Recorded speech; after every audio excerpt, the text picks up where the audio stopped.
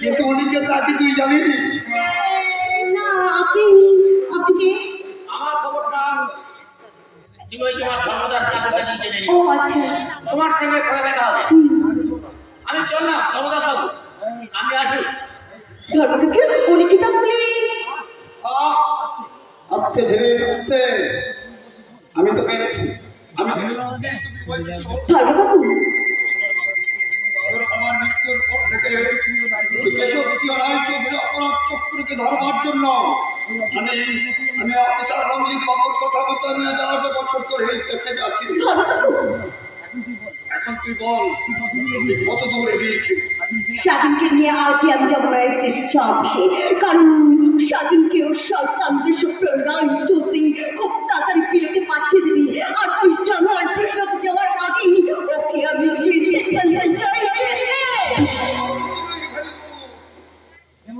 যেমন করি হোক আজই স্বাধীনের চতুর্থ রেজিস্ট্রি ম্যারেজটা কমপ্লিট করে নিবি। সঙ্গে কথা মনে রাখবি, ওই কেশবপ্রিয় রায়চৌধুরী বড় ছেলে বিপ্লব রায়চৌধুরী বিবাহ উপলক্ষে আজই রায়চৌধুরীকে বাড়িতে বসবে হল সজ্জার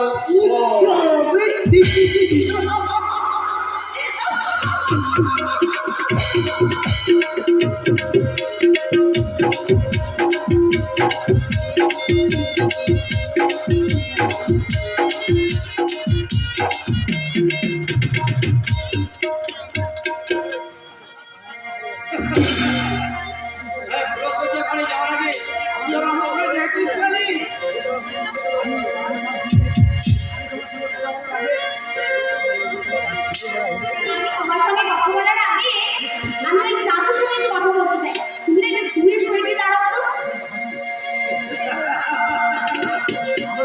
আরে আমাদের দূরে থাকতে বলি কেন পিয়ালি? আরে এখন থেকে তো আমাদের তোর কাছেই থাকতে হবে। আপনি তো ঠিকই বলেছেন জামাইবাবু, নদী আর ভাগ্য পাশাপাশি থাকে। আরে মজাটা জন্মে কি জাদু তুই তাহলে তাদের পক্ষে আমাদের পক্ষে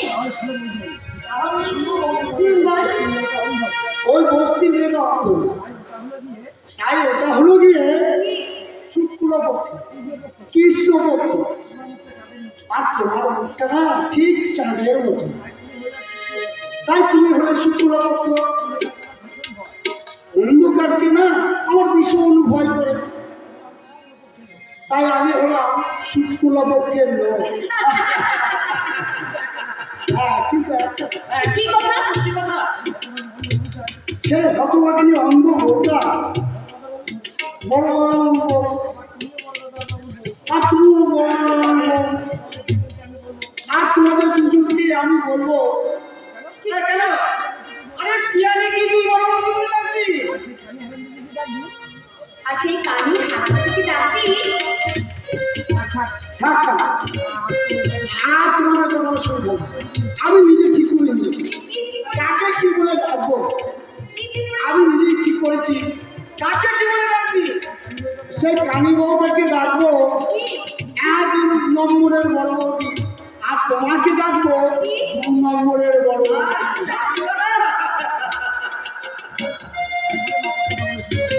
একদম মাপা কথা বলেছি গো, মাপা কথা। আরে আসল কথা শুনলে আপনারা হবেন খুশি। আরে এই যুগে 1 নম্বরের চেয়ে 2 নম্বরের দামটাই বেশি। আমি ঠিক বলিনি?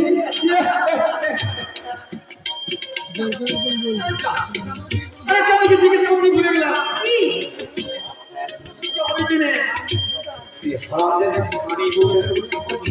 কি আর করবে, কাঁদছে আর কাঁদছে। হ্যাঁ, কাঁদবেই তো। সে যত কাঁদবে আমি তত হাসবো। এই কত ডুববে, তুই তত ভাসবি এবং তত ভাসবি। তাহলে শোনো দাদা, তোমার কাছ থেকে আমি এতদিন যা শিখেছি তুমি আমরা শুনেছিলাম, এবার থেকে কাছাকাছি এসে না সমস্ত ক্লাস সে তো আসতেই হবে রে, আসতেই হবে। তাহলে পশু শয়তান থেকে শিখতে টাইট পুরো মন্ত্রটা শিখবি কি করে? ওই কি করে কাজের কাছ থেকে তুই তোর স্বামী কি করো কিছু নেই। আরে আমার কাছেই তো আছে। এবারে গোপন দরজা খুলেন, আরে কিস চাবি। তাই তো ভাবি দাদা, তুমি কত বুদ্ধি ধরো। কাবুলটা কাছে দেখ মিস্ত্রি না দাদা তুমি তোমার এই বোনটাকে চিনো না? সে তো চিনি না, সে তো চিনি। হ্যাঁ, কিন্তু এই বিপ্লবকে তো তোকে চিনি দিতে হবে। আরে কিভাবে চিনো বলো তো তুমি? আরে সে কি রে মন, আরে হাত কি তুমি এটা আমাকে বলে দিতে হবে। এই তুই বিপ্লবের অস্ত্র নিয়ে যাইস। আরে কোন কিছু তুই লজ্জা করবি না। কি মানে শরীরের কোন করতে দিয়ে থাক, থাক। তুমি আগে শরীর নিয়ে কথা বলতে হবে না। তুমি যে তোমার বোনকে চেনো না, আমিও তো শহরের মেয়ে। কোন কোন পুরুষকে কোন ঘাটে জল খাওয়াতে হবে সেটা আমি বেশ ভালোভাবেই জানি। আমি এখন পুরুষোত্তম করে যাচ্ছি। হ্যাঁ, তুমি তোমার কাজটা শুরু করে দাও। ঠিক আছে তার টং টং করছে আমার কাছে শুরু করে দিচ্ছে। আরে না হলে তুই আজকে তুই হবে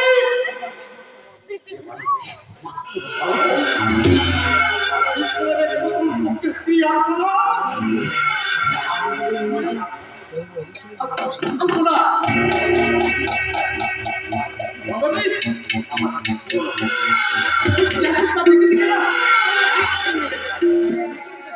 নতুন ক্যাসেট চাই, নতুন ক্যাসেট। আপনার কাছে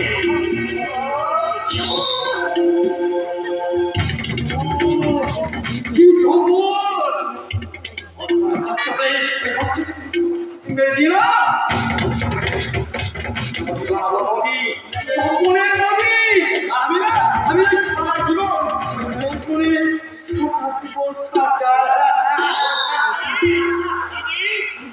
এই যে আপনি কি বলতে পারেন এ বাড়িতে কিসের উৎসব হচ্ছে? আমি এবারের বড় বড় ভাই, আমার নাম অঞ্জন। আসলে চাকরি সন্ধানে আমি কয়েকদিন বাইরে গিয়েছিলাম। আজ সকালে বাড়ি থেকে দেখলাম দিদির সামনে লাগানো গাছে কয়েকটা পেঁপে ধরেছে। তাই সেই পাকা পেঁপে আর কয়েকটা আমি দিদিকে দিতে। আরে বাড়ির কাছে পাকা আম, পাকা পেঁপে, আর কি উৎসবে দিনে কে খাবে? উৎসবটা কি উপলক্ষে? আরে ওই কেশবপ্রিয় রায় চৌধুরী বড় ছেলে রায় চৌধুরীর দ্বিতীয় বিবাহে ফুলসজ্জা উপলক্ষে। জামাইবাবুর দ্বিতীয়বার বিয়ে? আস্তা ফুলসজ্জা? না না না না, এ কি করে সম্ভব? যে মানুষটা আমার দিদিকে লগ্ন ভ্রষ্টার হাত থেকে বাঁচিয়ে মহানুভবতার পরিচয় দিয়েছে, সেই মানুষটা স্ত্রী বেঁচে থাকতে আবার বিয়ে? না না, এ কি করে সম্ভব, কি করে হয়? আরে তোমার দিদিকে অন্ধ। আমার দিদি? না না না না না, এ হতে পারে না। দিদি, দিদি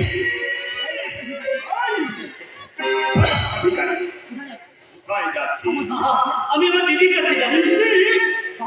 হ্যাঁ বাপি, এই ছোকরাটা না সে কানি হারামজাদিটার ভাই, আর ওই বাড়ির গাছের পাকা আম আর পাকা পেঁপে নিয়ে দেখতেছে। তোর বাড়ি ফিরে যাওয়া হবে না, তোর বাড়ির ভিতরে যাওয়া হবে না। না, আমি আমার দিদির কাছে যাবো। ও শান্ত, ওই কুকুরের বাচ্চাটাকে হাত ধরে বাড়ি থেকে বের করে দাও। আর ওই লাঠি মেরে ধরে দাও, ওই পাকা আর পাকা পেটে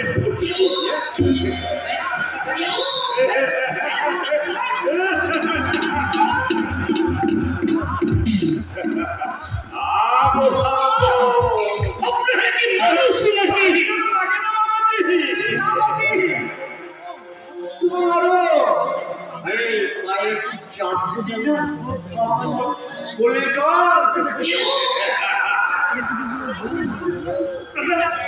আপনারা কি মানুষ? এ এত বড় সাহস, জিজ্ঞাসা কি লড়াই করতে এসেছেন আমার বাবা?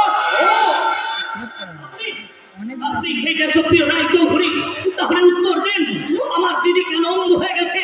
কেন আমার দিদি বেঁচে থাকতে আপনি আপনার ছেলে দ্বিতীয়বার বিয়ে দিচ্ছেন? বলুন, উত্তর দেন, উত্তর দেন।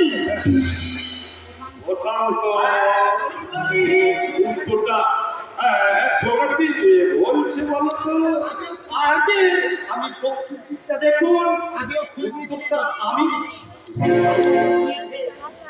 আগে আগে ও বলে দিয়েছে আগে খুলে দিয়েছে কেউ কি আই বলেন তো। ওকে আমি মাংস করে কেটে ওই গাড়ি পাল্লায় মাপি। সাধারণ মানুষকে আর কতদিন আপনারা এইভাবে দেবেন চাকরির করে চাকরি? কতদিন সাধারণ মানুষের মাথার উপরে উঠে আপনারা করবেন দাপাদাপি? উত্তর দেন, আপনি উত্তর দেন। উত্তরটা দিয়ে দাও। আমি দক্ষিণ দিকটা দেখুন, আমি উত্তরটা দিচ্ছি। হ্যাঁ, হাতে আমার বড় ছেলের ফুলসজ্জার করলা। প্রশান্ত কি হলো? আলাপটা করে না।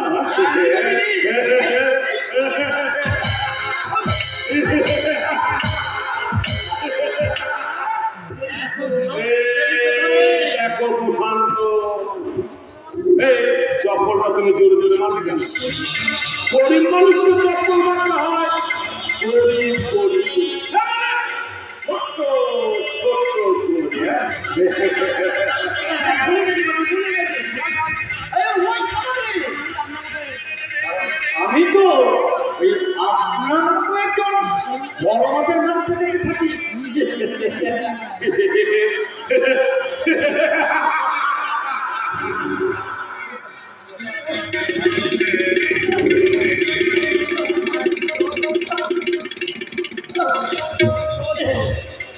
একটু জল, একটু জল।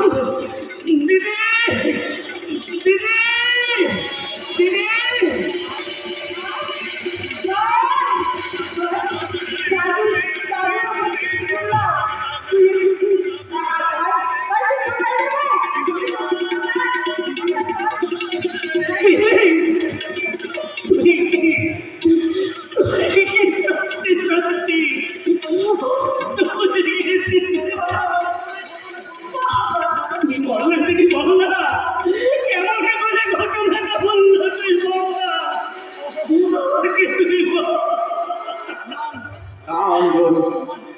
তোমার দিদি তোমাকে আর কোনো কথাই আজ বলবে না, সব সব বলবো আমি। বিপ্লবটা কিন্তু কিন্তু ঠিক এই মুহূর্তে আমার কাছে বলার মতো অবকাশ নেই। তুমি এখান থেকে এই মুহূর্তে চলে যাও, ওখান থেকে শুনতে চলে যাও। এই কাণ্ড জ্ঞানহীন বিপ্লব রায় চৌধুরীর সুগন্ধি রুমালটা নিয়ে তোমার কপালে রক্তটা মুছতে মুছতে তুমি এই মুহূর্তে বাড়ি থেকে বেরিয়ে যাও, বাড়ি থেকে বেরিয়ে যাও। আমি একা যাবো না বিপ্লবটা, যাওয়ার সময় আমি আমার দিদিকে সঙ্গে নিয়ে যাবো। আরে ভাবছি না, হয় না, হয় না। আমি আমার স্বামীকে ছেড়ে শ্বশুর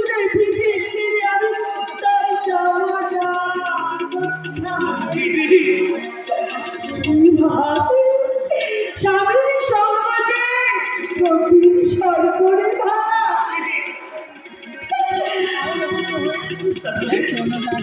তাহলে তুই অন্ধ হয়ে চোখে লিখে নে এই অর্থেশ্বরীকে বাদ করবে দিদি আমি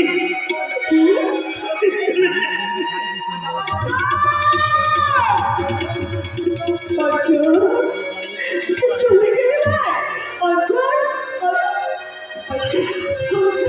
আমি যাওয়ার সময় গিয়ে গেছি আমার দিকে একটা বন্ধু দেখুন ওই বড় লোক বাবুরা তাদের বুটের চাপের নিচে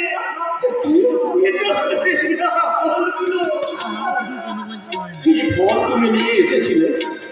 বাড়ির কাছে পাকা পেঁপে মিষ্টি কথা আমার দিদি খাবে বলে নিয়ে এসেছিলাম। বাড়ির কাছে পাকা পেঁপে মিষ্টি কথা আমার দিদি খাবে বলে নিয়ে এসেছিলাম।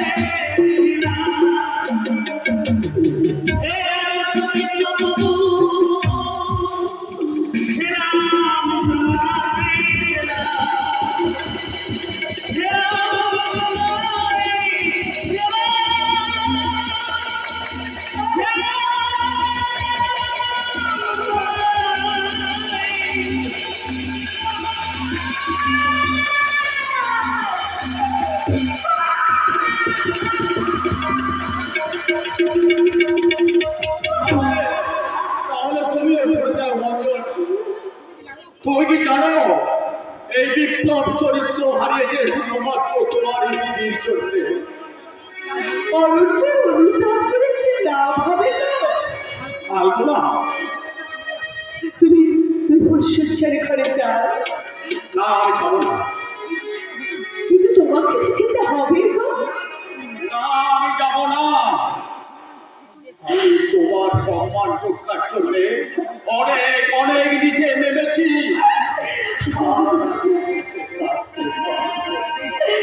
তুমি যে এই সংসারে একটা নতুন মানুষ, তুমি যে একটা নতুন চরিত্র হয়ে উঠেছ। এই নতুন চরিত্রের মাথায় কিসের কুকুর তুমি পড়াতে চাও আলপনা? এই চরিত্রহীন চরিত্রটার কি কোনো মূল্য আছে? তোমার তোমার চোখ থাকলে তুমি দেখতে পেতে এই হতভাগ্য বিপ্লব চৌধুরীর চরিত্র এই কি হয়ে গেছে। এই বিপ্লব শব্দের সারা গায়ে আর 1432 বঙ্গাব্দের ধর্মদার পাক লেগে আছে। এই চরিত্রের কোনো ক্ষমা নেই। এই প্রথম কাহিনীর অনুলিখনে ক্ষমা নেই, ফুল স্টপ নেই, দাড়ি নেই। এই বিপ্লবের আগে পিছনে সাবধানে আছে শুধু ড্যাশ ড্যাশ আর ড্যাশ। আমি চললাম। কোথায় যাচ্ছ গো ফুলসজ্জার ঘরে? না,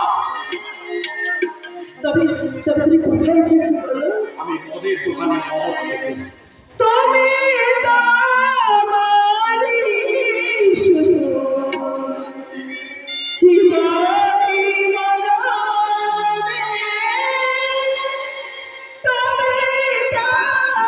আমারই শুধু জীবনী মরণে,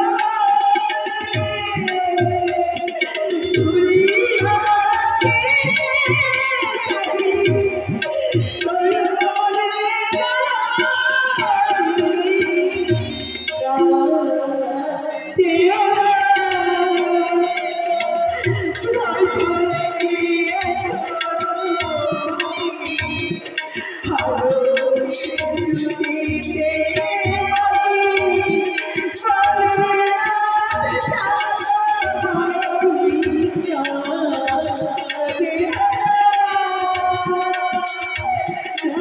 আমাকে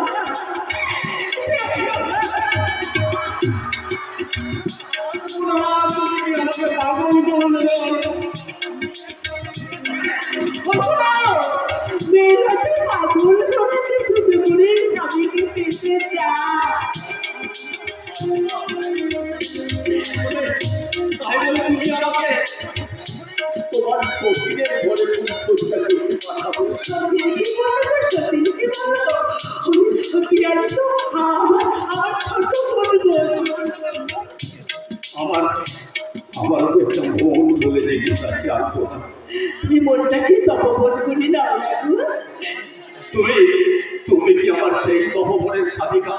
না গো না, আমি যে বৃন্দাবনের রাধিকা। তুমি রাধিকা নও, তুমি রাধিকা নও, তুমি ভালোবাসার প্রহেলিকা। তাই নিজের ভালোবাসাকে পাঠাতে চাইছো তুমি ওই প্রহেলিকার কাছে। আমার ঘর থেকে সেই লেখাটাই লেখা আছে। ওগো, তুমি জানো, তুমি জানো